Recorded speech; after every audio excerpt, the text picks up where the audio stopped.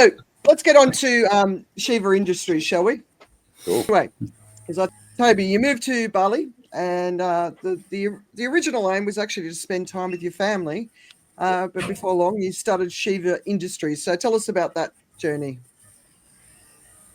Yeah, look, it's sort of that big role in corporate life, and I was buggered, honestly. I was pretty broken when we got to Bali. It just too hard, too fast, too long. Traveling a couple of weeks a month, and with young children. Um, I wasn't being a fantastic dad. Not I thought I was, because I was out providing and doing all the right things, but I wasn't. And so getting to Bali was about spending as much time as possible with the fam and reconnecting with them, but also with myself, because I'd sort of morphed into what I thought I was meant to be a good corporate citizen, and within my career, and this is what I should say and do and look like and be like and sound like. So it was definitely a journey of rediscovery. And that takes time and space, and I don't think the modern world gives the majority of us any of those two, and certainly not enough. So just to keep us in the hamster wheel, So growing up in the country, no stranger to hard work and or get my hands dirty, and the waste issue in Southeast Asia is pretty in your face, and so. Yeah. I started doing some beach cleanups and river cleanups, and just off my own back, just to keep myself busy. And it's actually one of my recommendations to a lot of people that exit Singapore or corporate life or whatever, and have come over to Bali and say, "Hey, what do I do?" Physical philanthropy is my number one recommendation. Go and break a sweat for somebody else. Go and do something that has got nothing to do with you, nothing you can't benefit from it in any way. You only benefit others. Go and break a sweat. Because it was a real epiphany for me, is that time where you are in service of others. It's you time, you're just processing in your own mind. You're not on any clock. There's no expectations. There's none of that, it's just you and the task at hand. The benefit of other people. So I just started doing that, and on the back end of that, really starting to get deeper into the waste issue and realizing how much stuff we were cleaning up, and plastics being the most visible. I sort of went down that path, and so I started following the plastic. Like, where does it go? What happens to it next? Like, I understand it's no longer on this beach or in this river, but where does it go next? And really got plugged into the sustainability scene here through that sort of path, and then went from plastics to metals to construction waste, and along that journey met some fantastic individuals doing really great things, and realized that it was pretty well served, especially the plastic side of things. It's pretty well served. A lot of I would say that 95% of the investment, 95% of the action actually goes into recycling, and sort of cleanups through to recycling, etc. From that process, a guy from the US reached out, and we connected, and he came over and he wanted to build something really sustainable, and I was connecting him to my network in the industry. And as we were sort of cruising around Bali, he's like, "Why are they burning all of that rice straw? Like, do they not know how valuable it is?" I was like, "No, it's it's putting some carbon back into the crops like their grandfathers and their great grandfathers have done, etc., and getting rid of the waste in the process." Turns out that 90% of waste in Southeast Asia is burnt, so it's not a good thing. But he started talking to me about organic waste, and honestly, this is I don't know, July 2023. He's like, "What happens to the rest of the organic waste?" I was like, "I don't know. I mean, they chuck it in the river, or it gets burnt, or it goes back into nature. That's what it does, right?" And he was like, "No, you're really wrong."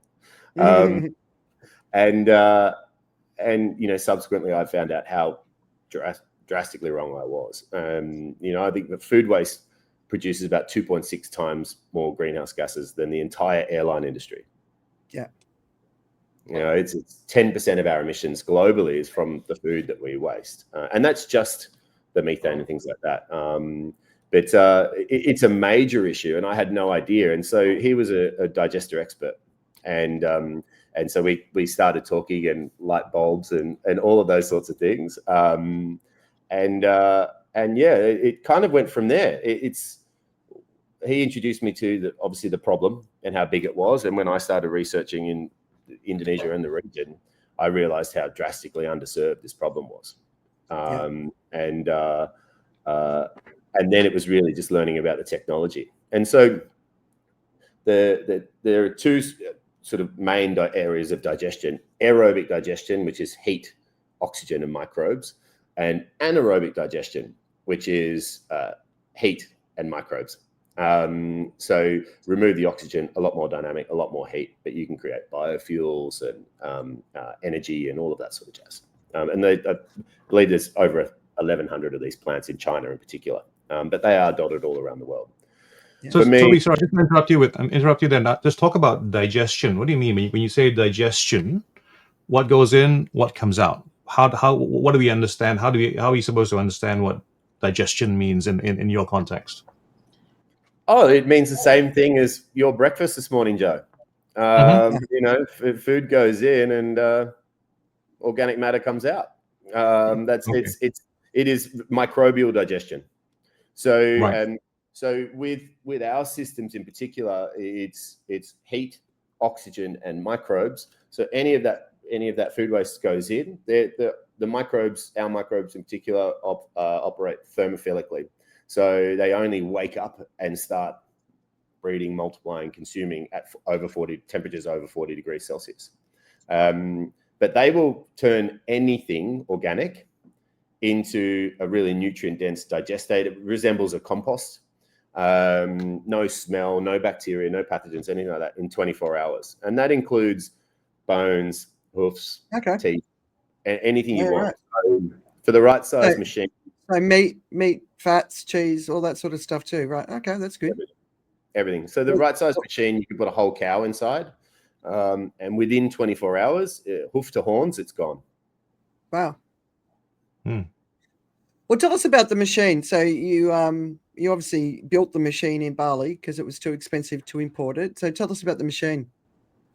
Yeah, so November 2023, we got our first factory. We'd done all of our sort of online and digital prototyping and stuff. Heath, who's our partner from the US, he assembled a panel of experts, 5 others globally, that helped us rapid prototype, which was amazing and the only reason that we are where we are. So we started prototyping on the ground here. We built a local team, and that's the engineering side. But also the microbial side. And honestly, mate, it was a tiny little shed, no walls on some sides, like just dire. But awesome. It felt awesome. You know, it was sort of really bootstrapping it. And very much at that point, guys, like it was an experiment. There was no company name, there was no company bank accounts, there was no thought of the commercial side or anything like that. It was very much an experiment at that point. Could we build something in Indonesia that would even resemble global standards? That's where we started. We started super small. So we built a 300 kilo machine because through our network, there's somebody who's like, oh, I think we might be interested in a 300 kilo machine. So that we'll build a 300 kilo prototype and then they can buy it if it works. So that was, you know, honestly, it was a very organic process. So look, the machine is, you know, I've said heat, oxygen, microbes. It's a main chamber, which has our rotors, etc. The rotors aren't there to chop. They're not there to mince, grind, none of that. They're very, very low impact and very low RPM. Excuse me. And they are there to aerate. So within that system, if we don't have the perfect amount of aeration and or oxygen, then the waste will enter an anaerobic state. Now that's the dangerous side if it's not managed properly, and that's what's happening in landfills. That's what's happening in compost heaps, etc. So the heat that you get in a compost heap is not from the aerobic side. It's actually from it entering an anaerobic state. So, and landfills, this is where we have the biggest issue, because you throw one banana into nature, no problem. You throw a million, you've got a problem. Okay. And it's the top 5% or 4% is aerobic. It's getting oxygen. Okay. Yep. But everything under that, it forms a crust, and everything under that is digesting anaerobically. And that's what creates these massive amounts of methane. And you know, the term burping methane is come out recently, but that's what landfills are doing globally, are burping huge amounts of methane. Yeah, so 80 times more potent than CO2 in the short term, right? It's a massive problem. I think we've already gone from human methane release to nature methane release. The idea was, as soon as we got to the point where methane from nature was released was bigger than human, that we really crossed the tipping point. I think we've already crossed that tipping point, but don't quote me on it, but I think we have. But it's crazy stuff. Definitely. So the rotors are perfectly engineered to deliver the perfect amount of oxygen to our process. Every digester is different because people use different amounts of heat, different oxygen, and different microbes. There are millions of microbes out there. So finding the right mix for your engineering, or designing your engineering around the right mix, is for each and every digester business and or sort of practitioner. Then it's an electric motor, so our machines just run on electricity. They can be run on solar or hydro or anything like that as well. But there's no fossil fuels or anything. And then it's the automation and the software, and the microbes, of course. So on the surface, it's simple: heat, oxygen, microbes. But oh my god, like the amount of failures that we have had and still have when we're trying new things. It's so fickle because it's not one thing. It's not just perfecting the engineering. You have to perfect the automation side, and you have to have the right sensors to be able to do so. Because if you don't deliver the right oxygen or the right heat at the right time, then it won't work. But then having the microbes in there, and you've got to remember, food waste contains microbes as well. So every time you add something in, we have to make sure that we remain the dominant power, I guess, within inside of the machine to make, and the conditions are perfect for our specific microbes to dominate that waste effectively and process it. So where did you get these microbes from? From nature, or? Yes, absolutely. I was going to say I can't tell you, but yes, nature. But locally? They're Balinese microbes. Yeah. There's no GMO or anything like that. No, we're certainly, our first lab was very, very Breaking Bad. The microbes aren't good, but no, they are from nature. So it's about creating the perfect cohort of these specific microbes. Yeah, so in Phuket, I know loads of the hotel GMs, and I was talking to all of them about sustainability, getting plastic out of the rooms, composting, and it was at the time, and it's probably changed now, none of them were composting. Some were doing the air to water sort of machines, and Marriott Group definitely led that. But you're working with some of the hotels already. But actually, before we say that, tell me about how long did this process take before you got the actual machine? We started the factory November 2023. I think we had a machine in February. That's pretty good. So we built the machine for the Western, so the Marriott Group, in 4 weeks, built and delivered. Yeah. We'd never do that again. They had a time pressure, and we were a startup. So, I mean, we wouldn't say no to it, but we had teams working 24/7 and people quitting and then being rehired for more money all over the shop. It was not cool, and we wouldn't do it again. But startup life, But yeah, so we had the machine in February, and then we just went into flat out testing. Every single day, initially just trying to get some change in the waste.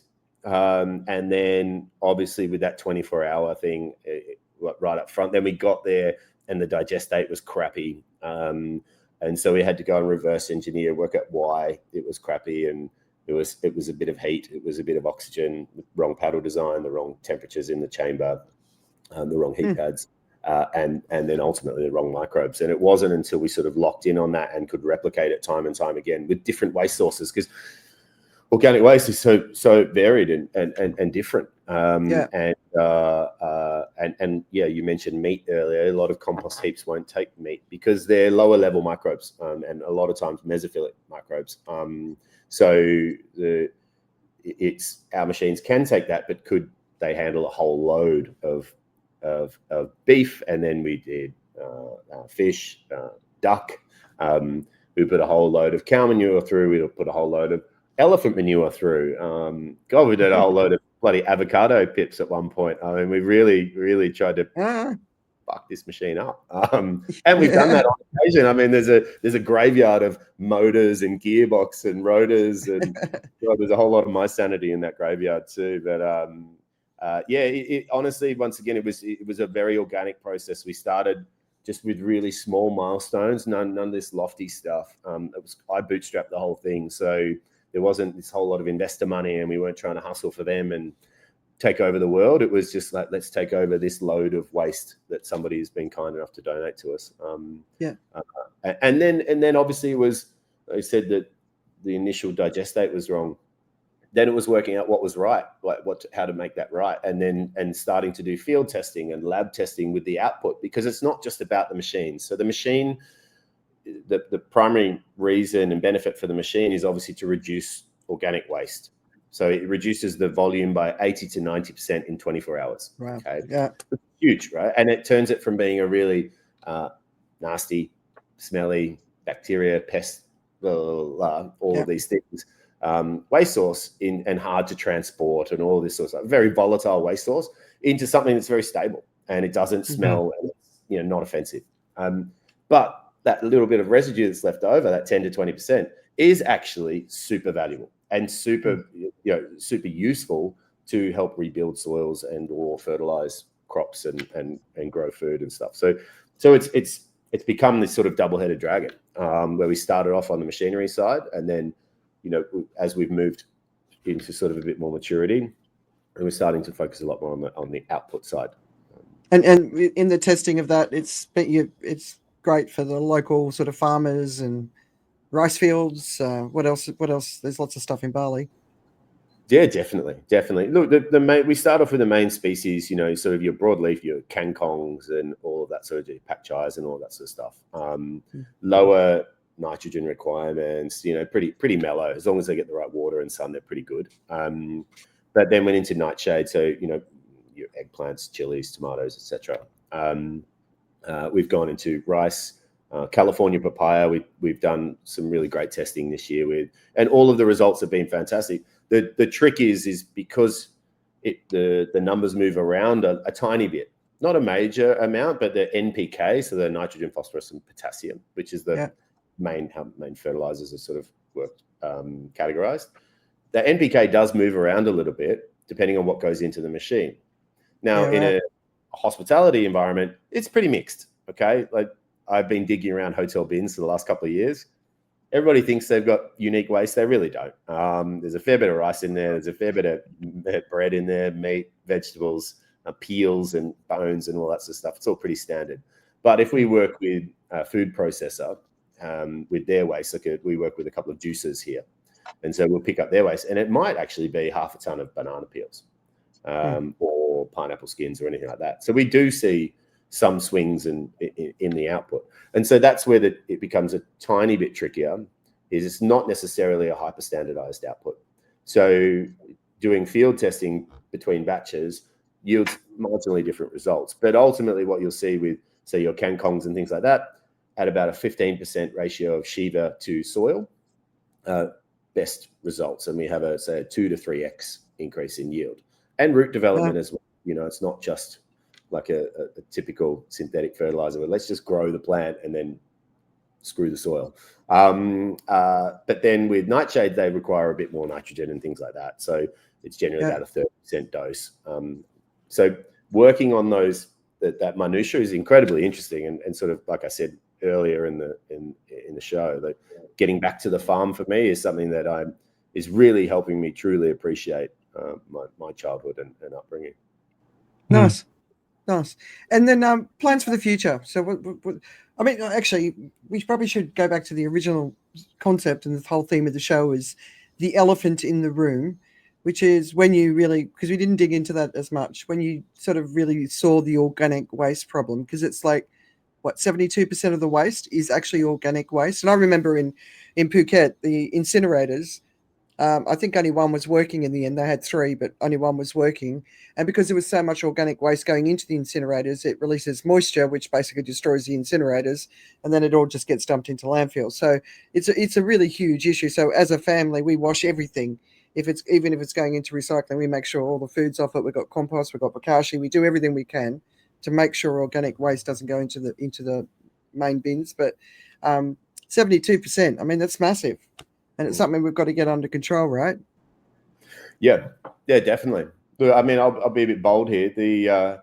We cannot and will not solve the global waste crisis by recycling plastic.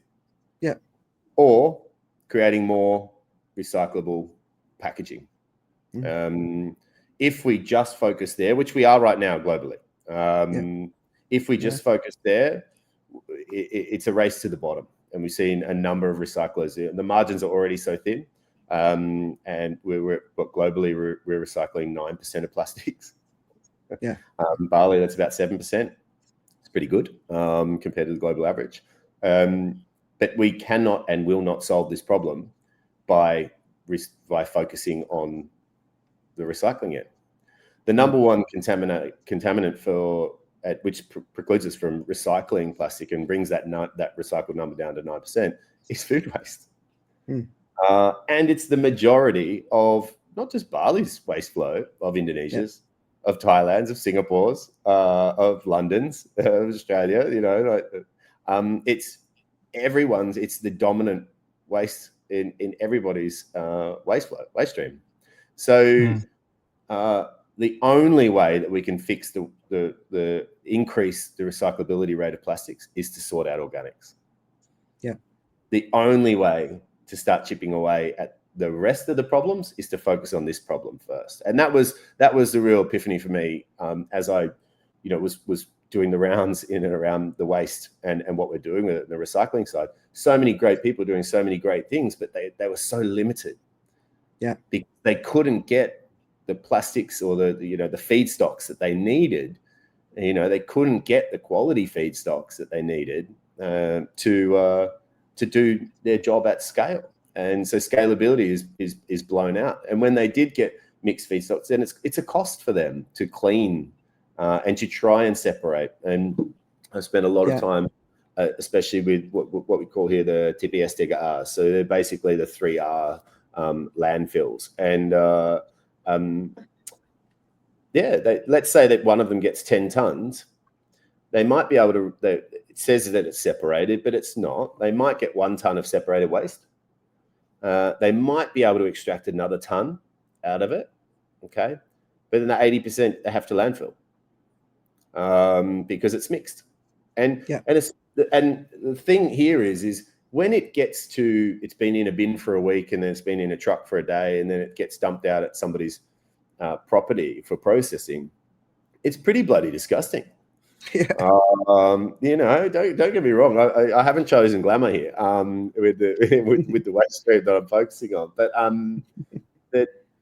But when it comes off your chopping board or wherever it is, it's not disgusting. You've just eaten it, or you've eaten a part of that. So it comes down to not just going, focus on organics because you're boiling the ocean there, but just focus on separation. Exactly what we're doing at home, Andrea, and I think a lot of people are doing. Just separate it, and clean it. Exactly. Yeah, if you have your yogurt tubs and all that sort of jazz, like give them a rinse and your drink bottles and whatever. But yes, absolutely, it was a big thing for me, and I still it's a major hindrance for that movement is that the contamination rate is so high, but there is no glory or glamour in we're going to focus on separation. You're right, Steve. there is no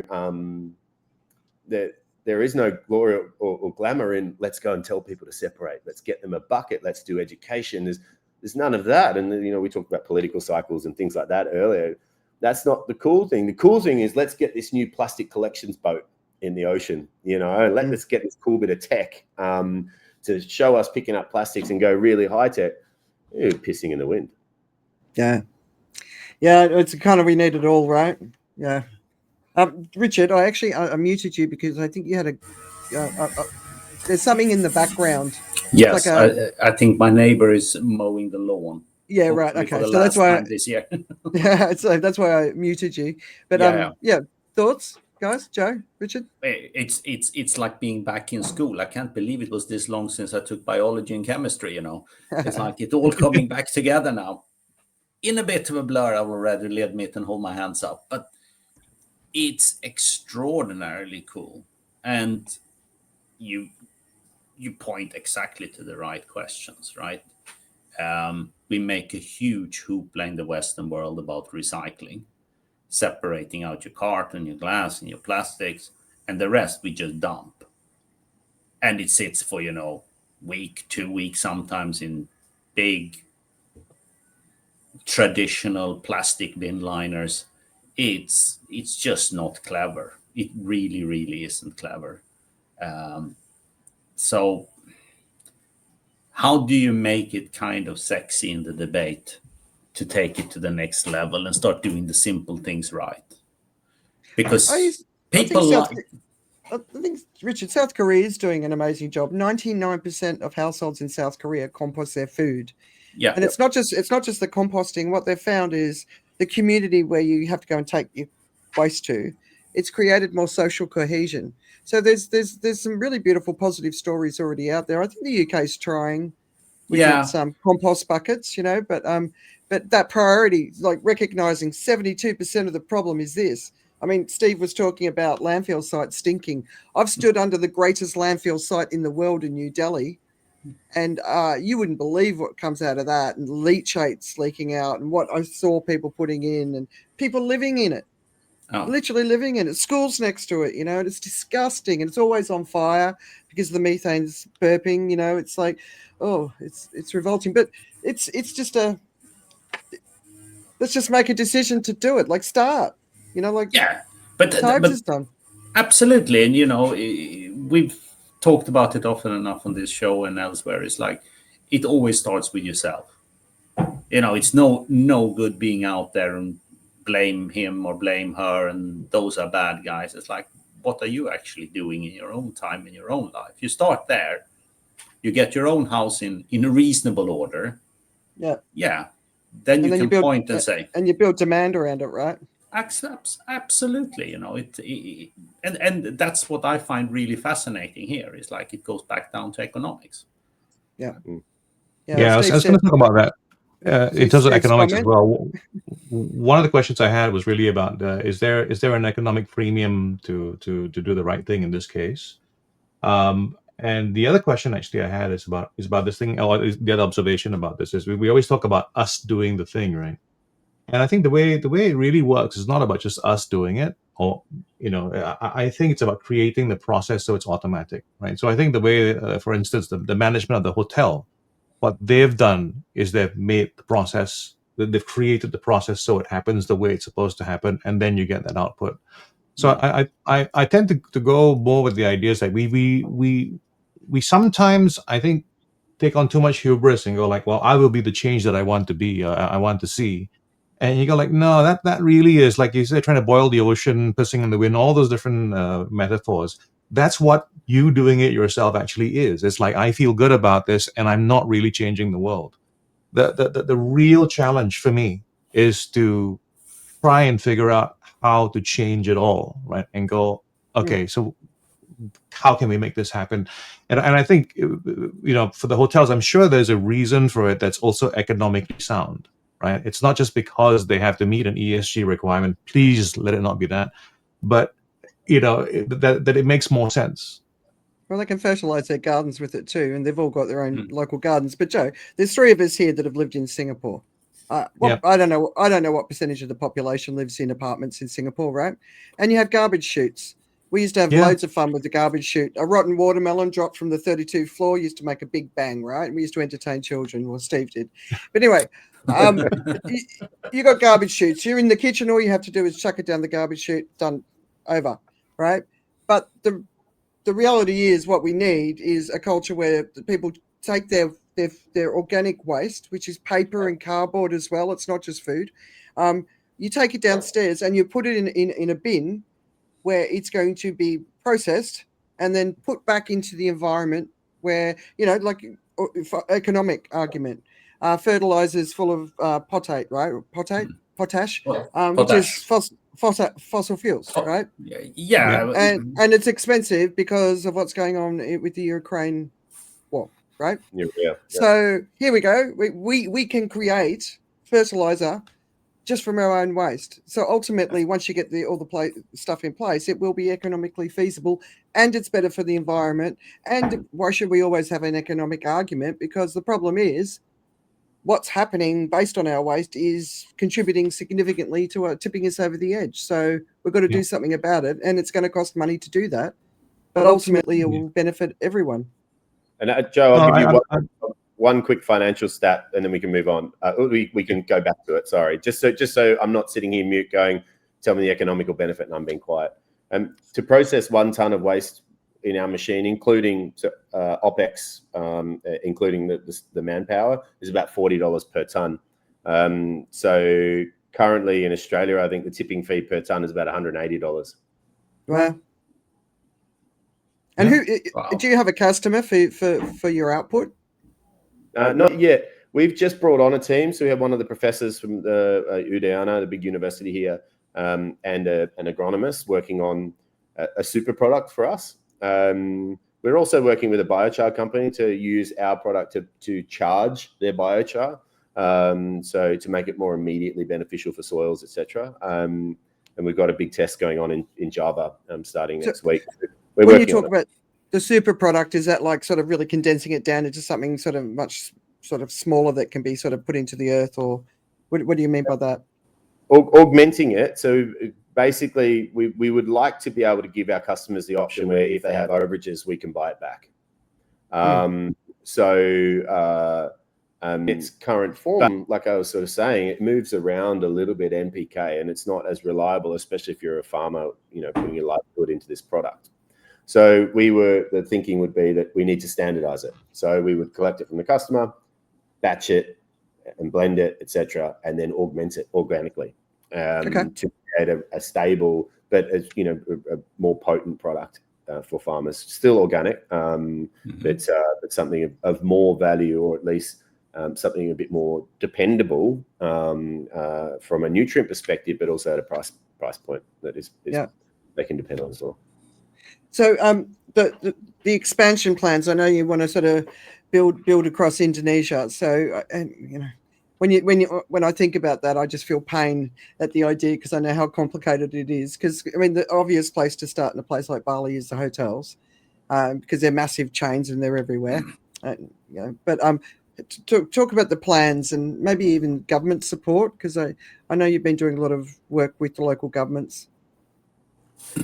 Yeah, look, the hotels were the easier place to start for us. I mean, I had some hospitality at back of house, some understanding of back of house and hospitality, and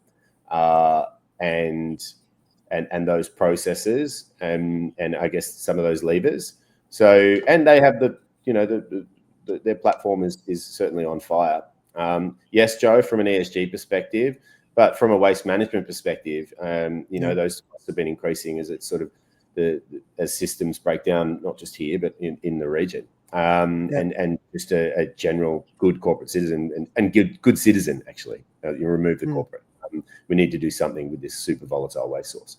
So, but then malls, any sort of cafeterias, schools, prisons, mines, large corporate cafeterias and things like that, hospitals and food processors, which I've sort of talked about as well. So really the private sector has been the main focus for us. And whilst it's not the majority of waste in this market, the majority is municipal, but it's a large chunk of waste, which our strategy was, if we take that waste out of the waste flow, then that allows the municipal side to breathe a little bit and gives them a little bit more time to get the systems in place and mature. So private sector, absolutely. Working with the government, the governor here closed main landfill, Sewell, to organics on August the 1st. And it's quite a big call. It's the right call, but it's going to cause some short and medium term pain until we build systems and processes around where does that waste go. So we had the governor's wife, Ibu Putri, in our factory this week, which was amazing and so intimidating. It is.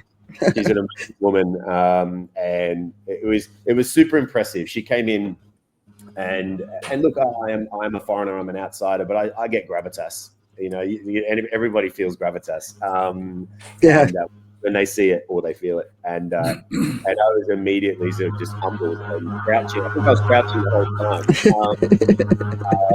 out of respect, right? And she came in. And in my broken Bahasa, I was sort of giving her as much as I could about the machine. And this is she listened to maybe 10 points, and then turned to her camera team and went, "Okay, is this the spot? Okay, right." And then went into this beautiful monologue from the parts that I could pick up about organic waste and leachates and the downstream effects and blocking of drains, the whole kit and caboodle. And it was unbelievable how she just turned one take, just went beautifully delivered this monologue, and then turned back to me and sort of, let's go and talk a bit more about some other stuff. And that's produced, I think, about 18 articles this week. So it's been pretty busy. I've been back in the marketing desk, and she's produced some great films for us and stuff. So I think we'll probably be doing a bit more with the government to help them. I think not to do everywhere, so something that we maybe, Joe, I think you were touching on earlier. Where does it become economically viable, and where does it become culturally viable to use technology? Because we don't have to use technology. We can still compost, and homes should be composting if they can, right? And you can compost in your apartment. So I don't think there's very many excuses why you can't. But in the regional banjars in the villages in Bali, where they have land, they have people to be able to sort of tend to compost heaps, or black soldier fly larvae, which is another fantastic way for processing organic waste with no tech, that produces a protein as well as a fertilizer. Vermicomposting, which everybody knows about. We should be doing all of these things first, and and in a hyper decentralized way. And then if we need to semi-centralize, then we can use technology, etc. Or if there are areas that are a bit more, sort of higher urban density, etc., or hotels and things like that, then okay, we can use technology, but we should be centralizing very little, and ideally just the base residues that can be recycled or are toxic or infectious or any of these things. Those are the only things that should be going to a centralized facilities that has to operate at the absolute highest standards to manage these really harmful waste sources. But the rest of it should be managed ideally as decentralized as possible. And that's really for us where our conversations with the government have been, is that there's 700 banjars in Bali. We don't need 700 machines for that. Ideally, maybe we need 100. But we do need to empower and educate every single citizen on separation at source. It's one of the things that I think a lot of people don't appreciate about Bali is traditionally the Balinese, I think, was vegetarian as well, right? The food was on a banana leaf, and when they finished it, they'd put it in the water, and that was all part of the natural flow and cycle of life. Whereas then waste came in, plastic waste as well. So, and that's a big part of what's bunged everything up, and also that sort of step back from the land that we've seen in all the Asian nations, with tourism. And the other thing that I think people miss is the islands, the luxury islands where you go and stay at some 5-6 star resort. They don't have waste systems. I mean, you don't have waste systems that work in the main towns or the main regions. You're certainly not going to have them to some little island. So, I'd go out the back of a 5-6 star resort somewhere in Asia on a little tiny island, and there'd be this mass burning, and it was plastic water bottles as well as food waste, and the smell was just horrendous, and that was what they had to do because there was no way of getting it. So it's a big, complicated problem, but I think that the desire in this region, people are closer to the memory of living with the land that way than most of us from the West are. But it's, just sort of setting up the infrastructure to make it work. But it's what you're talking about isn't for everyone, right? No, look, the term for that, Andrew, is actually cultural lag. Yeah, right. So Bali has accelerated. In particular, we can talk about Bali. Has accelerated so fast that the infrastructure hasn't had time to catch up. And you go and stay at a fantastic property like Bulgari and Uluwatu, and then you could turn around and see in the distance. You can see Suwung if you had binoculars. The systems and the processes and the infrastructure and none of the leadership, the people, the constituents of these places, that nobody's had time. This has all happened over the top of them super quick. So you can't be expected, you just can't expect anybody to be able to keep up with that sort of rate of development and that sort of rate of acceleration and growth. Don't you the big international brands, because I see this with Bangalore as well, right? All these big tech companies came in, and the impact of them arriving created so many environmental challenges that they took no responsibility for. And so to me, these big international brands are going to set up a luxury hotel on an island without the infrastructure to support it, and you can't expect the local community and the local councils to do it. So I don't know, isn't that where the obligations should be? I mean, is that where we got it wrong? Rather than just taking all the money and taking all the profit and all the benefits, but not taking on, the other side? I'd say most of these big brands that are here are probably owned by Balinese or Indonesian people. Absolutely. So I just want to make sure that we're not putting it out there that these brands come in and then offshore all the money and leave all the problems. I don't want that picture to be painted. It's not. And that's a really important point. That's a really important point you made. The brands are there, but they're not owned. Yeah, they're locally owned. I agree. Yeah, and it's easy. I mean, it's very easy to point at tourism in Bali. 6.3 million international visitors this year, I believe. It's just broken the monthly record. It's very easy to point at tourism, but it's not the major waste source here. It's very easy to point at Java, which we've done historically. It's Java's waste that's washing up on our beaches. It's these are scapegoats, right, for the actual real conversation that I believe that we're having now in Bali, because we've just had these flash floods, and guess where all the waste came from? It came from the rivers, which came from us. It didn't come from the tourist areas. It came into the tourist areas. So it was a real sort of meet your maker moment, I think, and I think yes, I believe that in general, corporations don't pay their way in all areas, right? Taxes, right? And I believe they have a responsibility to make the place that they're in better. I think all of us do, actually. And I think we talked about that earlier. As individuals, leave the world a better place than when you came, and or leave a room a better place than when you entered it. Leave a field, leave the beach, all of that sort of stuff, right? And expand your sphere of influence.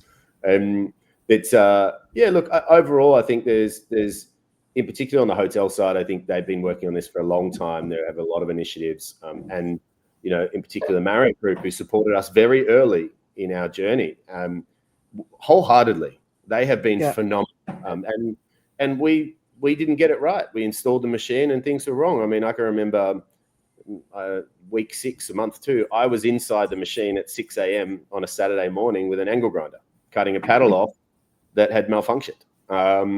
And they stuck by us because they knew it was the right thing, and there was no other solutions like ours. There still isn't. We're the only AD manufacturer in Indonesia. So I think they have a responsibility. They know they have a responsibility, and I believe that they are acting. I can't say any industry is acting en masse in the right way. I think broadly as a species, I think we're all misbehaving quite a lot. But I agree. Yeah. I agree. I would sign off on that. Yeah, but it's but you've sort of grabbed the it's such a complicated problem, and we all play a part. But if you're ever going to a luxury island, that's a boat ride from a main tourist destination, and Renato said it's not just about Bali, and totally agree. We're talking about other places. Take an extra bag and bring your rubbish back and take it home. If you come from a developed nation, and you're going out to a place that just doesn't have a proper waste, take your rubbish home. Because I think that's another obligation. Whereas the GMs, when I talk to them, they basically say to me, when people go to these places, I said, vegan menus, and they're like, well, when people are on holidays, they don't want to eat vegan. They want to have a break from eating vegan. So they want to have a burger. And I'm like, yeah, okay, all right. So when you listen to them, it's not simple, but the waste problem is something, in Phuket, where all the hotels are out on the beach cleaning up the beaches, the staff. They're really actively involved in doing whatever they can for the environment, but the bigger problem hasn't been solved, and that's what we need to be looking at, and that's a lot of pieces. And that cultural lag thing that we're talking about, that hits the locals more than anybody, right? The Balinese people are incredible. So warm, so loving. I mean, I have been welcomed to weddings, funerals, or I've been welcomed into the culture just so incredibly, and I'm super grateful for that. And my Balinese friends and I, we just want to fix it. It doesn't matter if it's a hotel doing it, or it's a beach club, or it's a banjar. It's just about getting in there and doing stuff, and actually, sort of fixing it. And I think one of the phrases, "gotong royong," sort of together we're better, or together we can. Maybe bersama bisa is together we can. This is my bad bahasa. We're better together. So, but ultimately, it's about that community spirit of coming together, and I think, the Balinese people in particular, and Indonesian people as a whole, that's very much, they're like, well, we're in this situation now, let's go.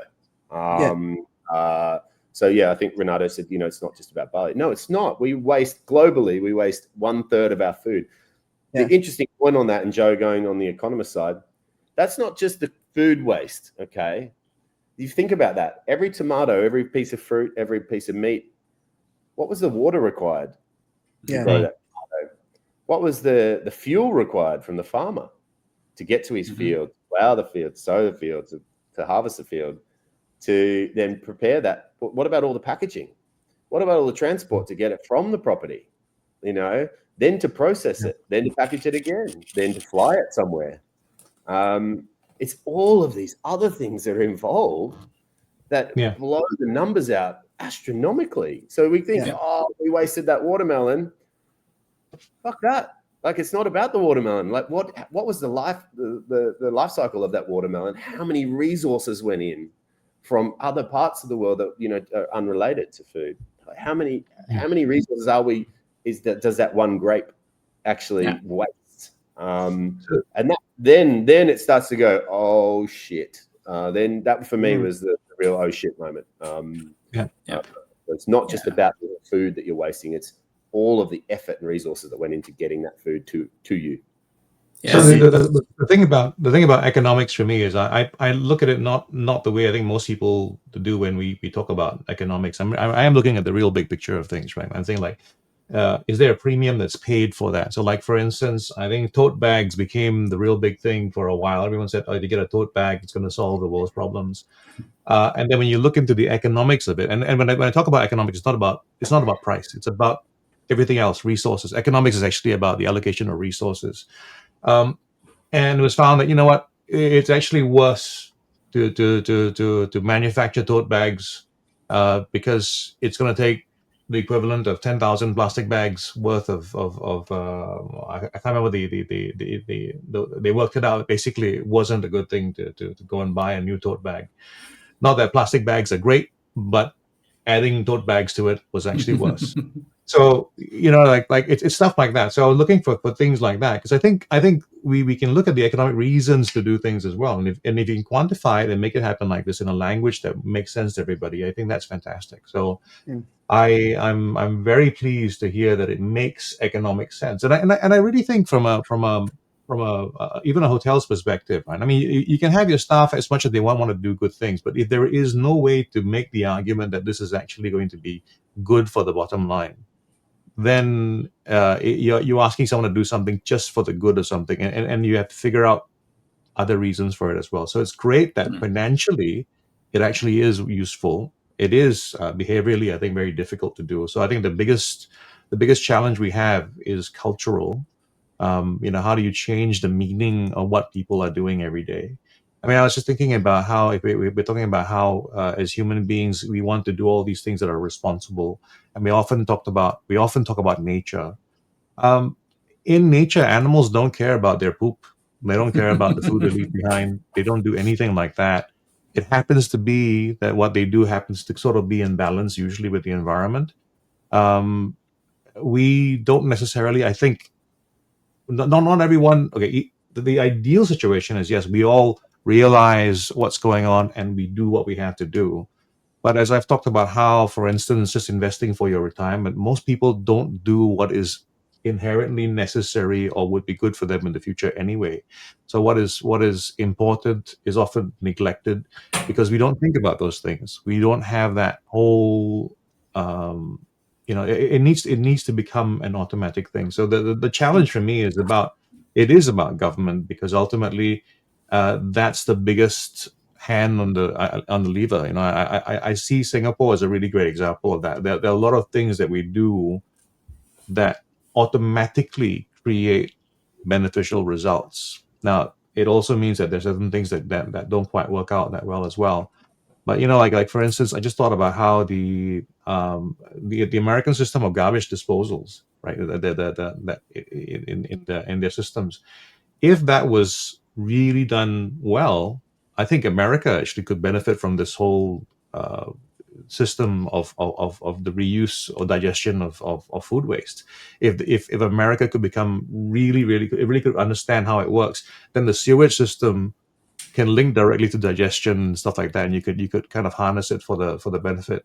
And systematically, this, I think, where garbage disposals are being used and where the sewage system is appropriately kind of channeled, that could be something like that. So I think we have to rethink the meaning of things, or rethink how we talk about the meaning of things, and to try and put it on a company to say that they need to do all these things. I actually think no, they don't need to. They should, absolutely should, but there is no need to.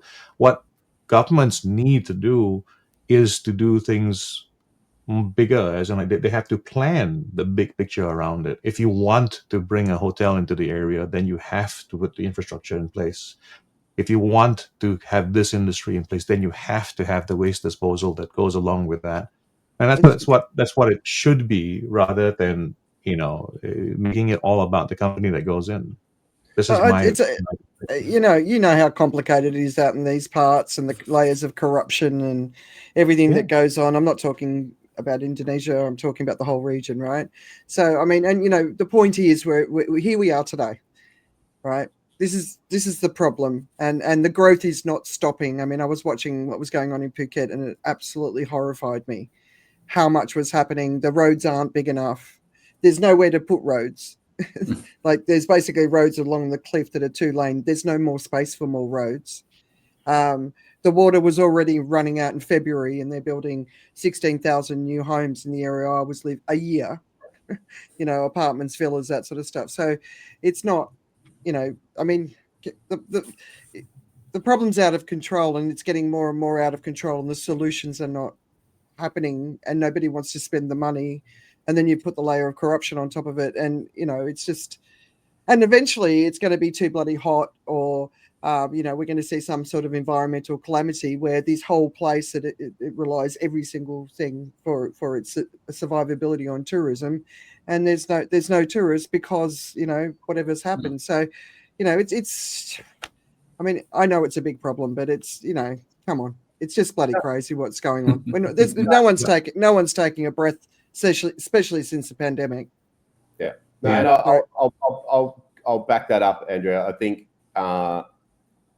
waste is a big problem, but if we go to sort of Maslow's hierarchy of needs and go back to the cultural lag, Southeast Asia and the developing world in general, I think they've got some other big fucking boxes to tick off first.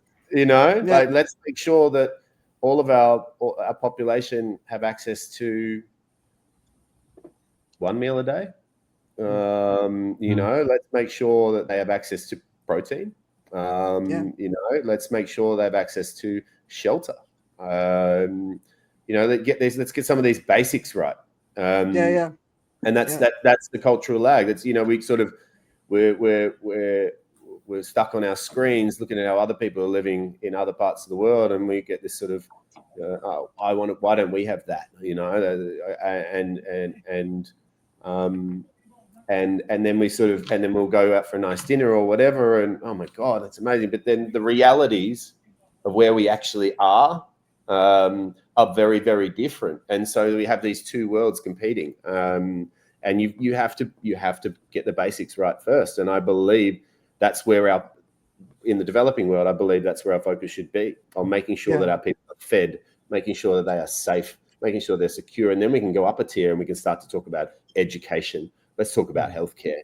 And should they care about separating their waste, in the developing world before any of those things? Probably fucking not, to be fair. I would, if my family. And they're not the big waste problem, right, when it comes to food waste, because they use everything, or they feed the chickens or the pigs, but I was at Impact Week this week, and I heard from the president of Timor, and there was a lot of talk from Indonesia, especially after the protests. The percentage of children in Indonesia with stunting is incredibly high. So that's a massive problem. So getting money into the country so that they can solve those sort of problems is obviously important, but there's ramifications to where this investment's coming, what it results in, which, so I'm with you, Tobes. Yeah, it's the most biodiverse place in the world, 17,000 islands. It is stunning. The people are stunning. Fourth largest population in the world. There is so much potential here, which is just so exciting, and it's just a great place to be. And I'm, very grateful to be able to call it home. It's so much opportunity, and that's what I'm really excited about. Is all of the stuff ahead of us as a nation, which and hopefully be part of being a force for good in that journey. Yeah, nice. All right, so just to leave everyone with your final thoughts. So I see you as a source of inspiration for others, when you see the elephant in your room, and it can be many, many things, right? What would you say to them? Sorry, I don't really understand the question. Sorry. You saw a problem and decided to fix it. A lot of people sit there and go, we see lots of problems, but we can't do anything about anything. They put their hands up and they give up. Yeah. Does that make more sense? What would you say? Yeah, I know what you mean. Look, I'll reiterate that physical philanthropy. Now, whether that is, to do something that you want to to turn into something, because mine didn't. My physical philanthropy led me down another path, which ultimately got me to where Shiva is. But God, just get out there and do something in the surf. Break a sweat for somebody else. And it mow his lawns. It could be bloody anything. Get out there, and it could be cooking in a community kitchen. It could be anything. Pick any topic you want. Do you want to help animals? Do you want to help kids? Do you want to help humans? Do you want to help nature? So pick any of those topics and then go and break a sweat for somebody else. That would be uncommon courage should be everywhere. Uncommon courage. It's time to lay it bare. Let's talk about all the hard things. Let's start to say all of the stuff that